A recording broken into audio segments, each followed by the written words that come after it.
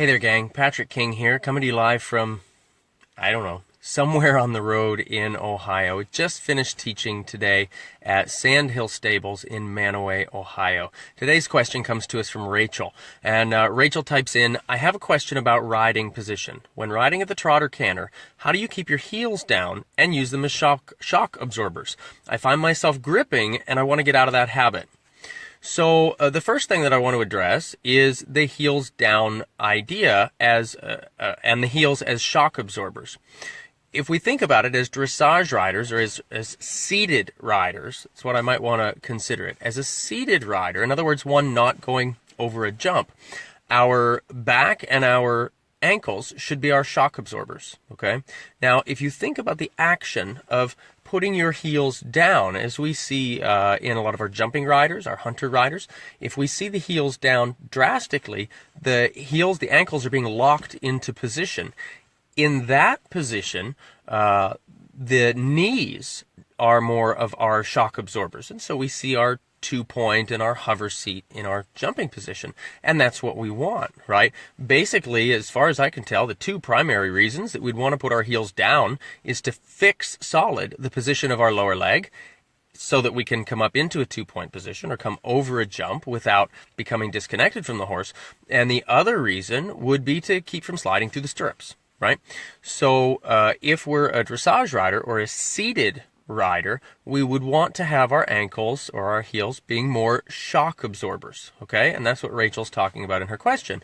The ankle absorbing shock needs to not be jammed in that heels down position. We would actually want more of kind of a level footbed. Now, if we're riding with heeled boots, the heel will be down lower than the footbed, which should help to keep it from sliding into the foot, from potentially getting stuck in the stirrup if it does slide through.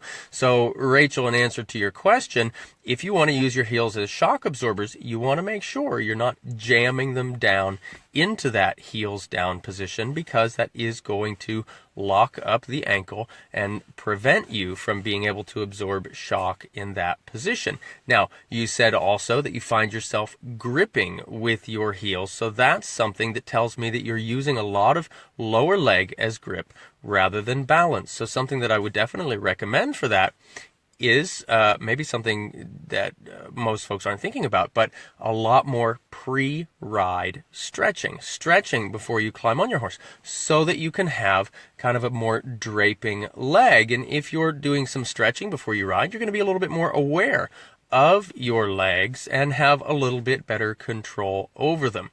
Also, it might sound like you're maybe doing a little bit too much with your legs to keep your horse moving forward if you're working on a gripping leg. So I might recommend riding, if you don't already, riding with a dressage whip so that you can assist your leg aids. We want to think the leg is a request. The whip would be a reinforcement to that request. So, Rachel, I hope you found this answer helpful, and anybody else out there that might struggle with this idea of keeping the heels down and still using them as shock absorbers. We want to make sure, again, that we keep our foot on a little bit more of a level footbed with just a slight heel down idea rather than locking it down and jamming it up. Now, if you're jumping, don't take that advice. You do want to have those heels down farther so that you can set and fix the position of your lower leg so that you can come up off of the horse using your knees then as the shock absorbers and sort of the hover pivot point over your horse, as I might call it, might consider it. So, if you found this helpful, please give us a like or a comment in the comment section below. If you have a friend that might need this advice, please feel free, tag them in the comment section below or share this video directly with them. Question of the day for today. Okay, we're talking about heels down. What's your biggest equitation challenge that you're currently working with right now? Give me the answer to that in the comment section below this video. And don't forget, gang, you keep sending in your questions, and I'll keep talking about horses. Thanks so much.